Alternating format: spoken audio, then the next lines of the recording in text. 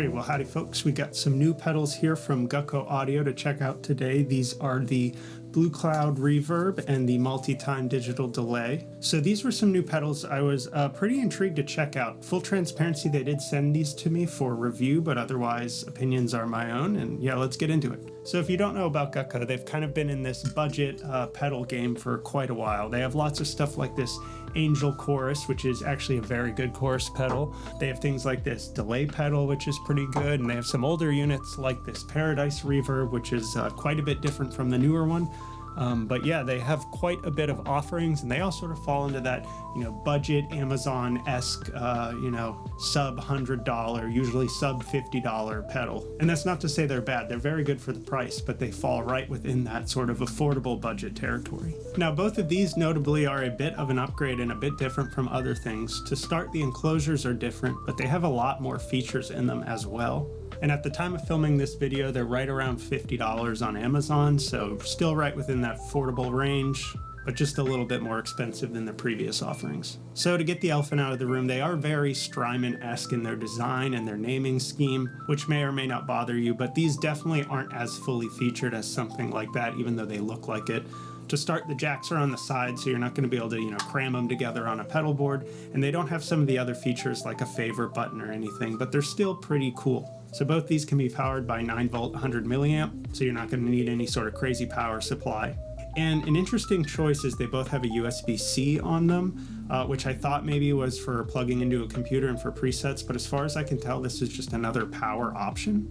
So on a pedal board, you're probably not going to be powering this via USB-C, but if this were something on your desktop, it would be, pretty convenient. If you already had a cable laying around, you could easily power this. And that's probably where these are kind of going to live the best, is as a, sort of at-home studio, whatever you want to call it, tool. They have quite a bit of features in them, and you can dial in some pretty cool and pretty usable tones with them, but because they don't have something like a favorite switch or some presets you can jump between, you're not really going to be able to live get anything more than one preset tone. Now, both the BlueCloud and the MultiTime can do pretty basic delays and reverb effects, so you could have this set to a hall or a plate, the reverb, and then just like a basic analog delay, and it would work fine just on a board as an always on.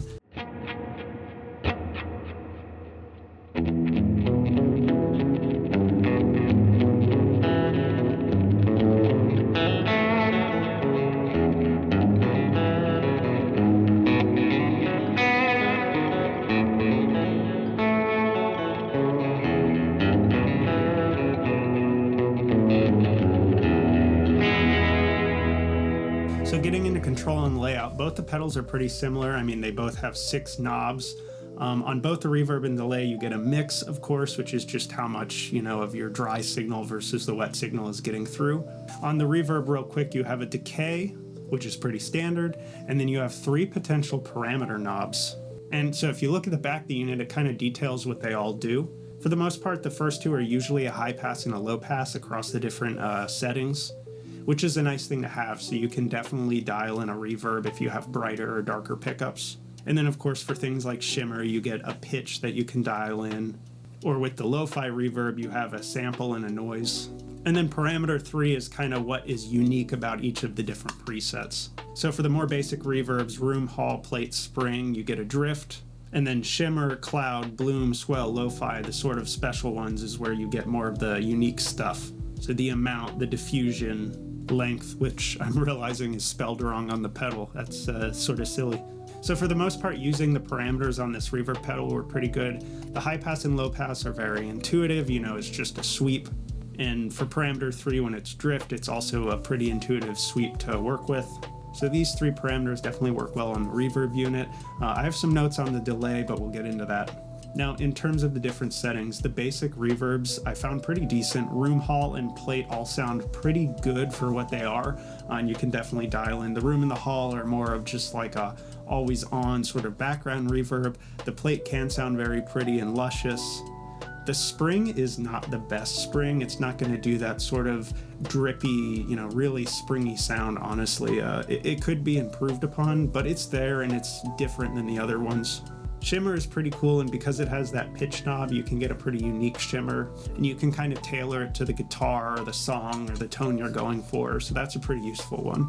The cloud setting is a very beautiful sounding reverb and one that I really liked. It's just a really good ambient reverb.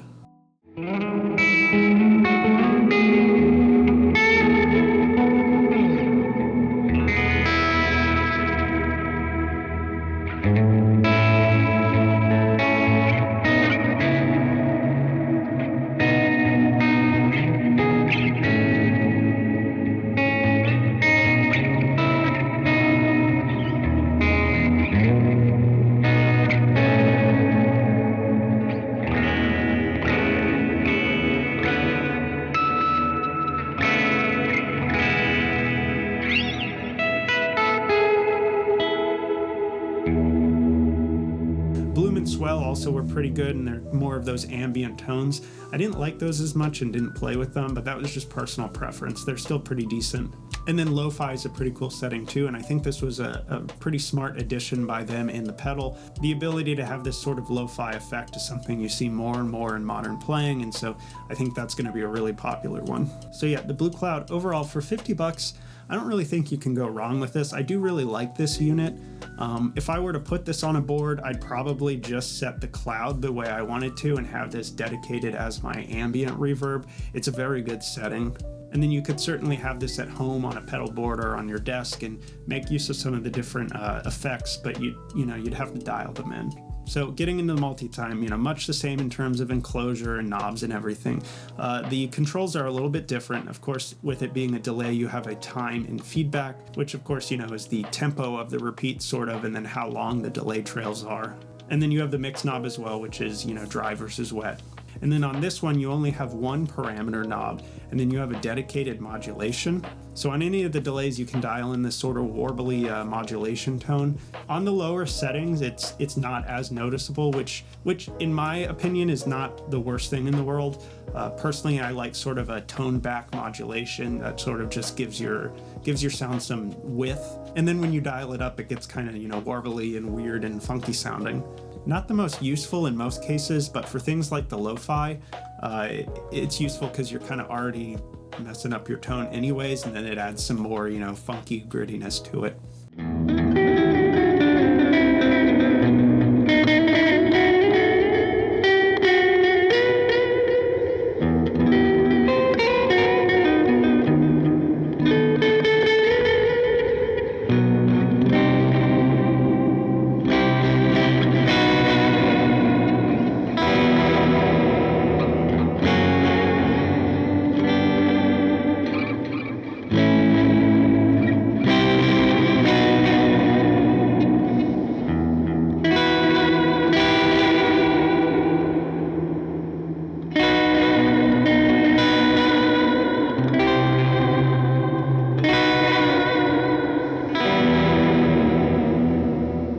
So of course, with it being a delay pedal, you can get the basic delays. It has an analog and a ducking delay, and all these you can dial in to sound pretty much like you expect. You can do all the delay tricks you might want, for example.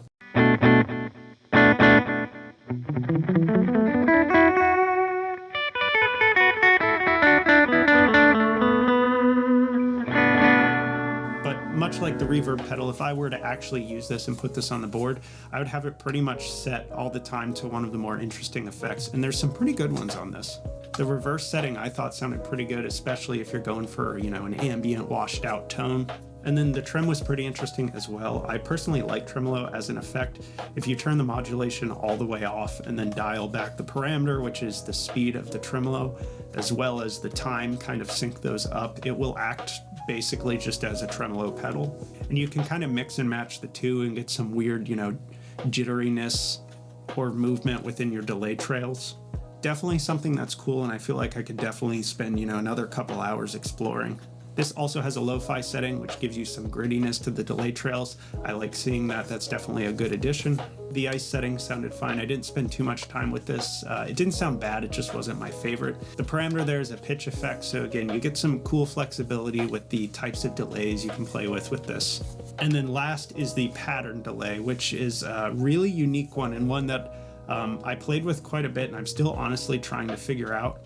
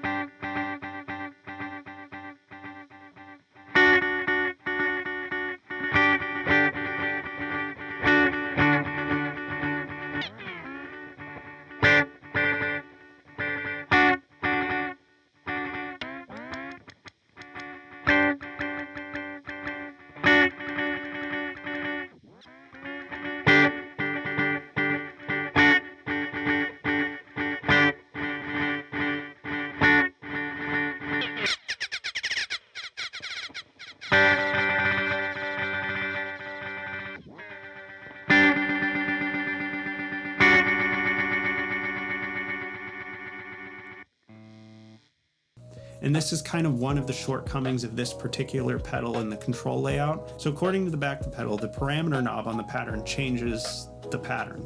And as far as I can tell, there are like 6 or so preset patterns, probably a little more actually. But this is just a regular potentiometer, so it's a clean sweep. Of course, because for the most part, that's what the other parameters use. But when you get to the pattern setting, you're kind of guessing at where this goes in terms of what particular pattern you're going for. I feel like I'm saying pattern a lot. It's definitely not impossible to dial in. But again, like the reverb, that wouldn't be something you'd want to do live. It's definitely going to sit at home and you're going to use, all the different effects, or you're going to set, a single setting that you like and put it on your board and use it for that. So both the Gokko Audio MultiTime and BlueCloud. First off, thanks to Gokko Audio for sending these so I could, go over them on the channel. Alrighty, so I'm editing this video here and there's a couple things I wanted to mention that I forgot to. So, of course, we're talking about the BlueCloud in this video. Gokko has this Paradise reverb pedal that they released quite a while ago. On my initial look, I was worried that these might be kind of just like a rehoused unit, but they're not. So this has, a couple different reverb effects in it, but they're not very good to modern standards, and this one is a big improvement over those. So that's definitely a good sign. If you were worried that these were just the same unit, they're not. They have distinctive effects per unit. That was something I wanted to bring up in this video and forgot about. Another thing I found interesting, and I'm looking at their website back here right now, MVave appears to have the same exact reverb unit. They call it something different, the Mini Universe pedal, and they appear to have quite a bit of different pedals. They also have the delay pedal as well as an amp pedal, and it looks like a drive pedal as well. So this isn't something specific to Gokko. This is an OEM hardware that's, rebranded on different manufacturers, which is pretty common. But that means there are lots of options in this particular pedal line and in this housing, and things like the amp and the drive could be exciting. So you could definitely check those out from MVave, and maybe Gokko will have something similar in the future, which is pretty cool. I think for $50 a piece, they're pretty good, and if you're looking for some more strange, effects, it's a pretty fair price. I'm very excited about these because it's sort of a new direction for Gokko Audio. There's an endless list of these budget and affordable guitar pedals and brands, and when one does something new like this, it's a good thing for all of us. I'm hoping they continue to kind of push the boundary and we see some new stuff from them in the future. And I think this, if it's a platform they're building on, has potential to have a lot of cool stuff coming. So I'll definitely be keeping my eye out for that. But otherwise, thanks for watching and stay tuned for more guitar content.